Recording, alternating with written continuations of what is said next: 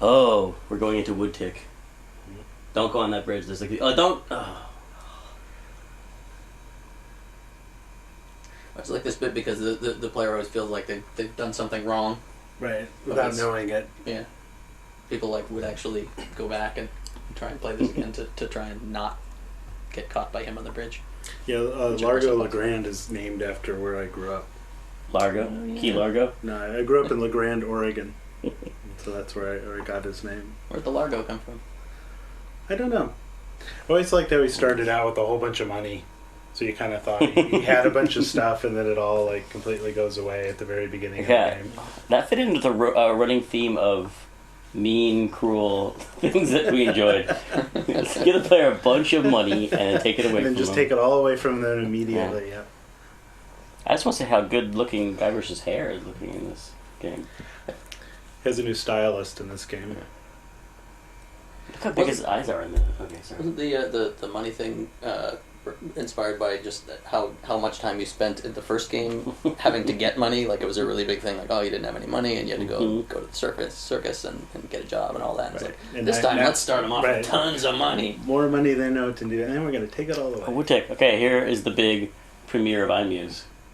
Right? Yes. This is the biggest, and I think the biggest ever, most complicated piece of iMuse music that was ever made. We had like two full-time programmers who were doing nothing but programming the iMuse transitions. Because it's a main theme outside, and then every time you go into one of these inner locations or inside the house, it would enable or disable instruments, and it would change the theme a little bit.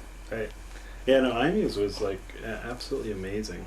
This is Hilly Dave's room. I That's never true. touched most anything in this things room. Here. Did I do the laundry guy as well? Yeah. I definitely remember. Or I always got to write the men of low moral fiber. Yeah, those are mostly based on the three aspects of your personality. The three aspects Sloth, of my personality. Snarkiness, and brains. Right. Is there a brainy one? Wait. I think the guy on the edge... The fat guy sleeping, he's the brainy one. I think it's the tallest one, because usually the tallest people are the smartest. I think this may also be the last time I ever actually did a piece of art on one of our games. Wait, I remember something about that box and the rat puzzle. I painted something out. Yeah. Well, this was back when programmers could actually do final art. Before the art union ruined back when there were not that many colors in the game. Well, Monkey Island 2 was a huge kind of revolution in art, because Monkey Island 1 was just 16 colors, and then we were using the whole 256 color VGA palette for this. Because Peter Chan did all the markers, wasn't it? Yeah, we bought the scanner. This was the first. Peter Chan was new. He was like his name when we first hired Peter Chan was Scanboy. Right. And he scanned this first, and he used markers, and everyone was mad that he used markers because they wanted to use paint.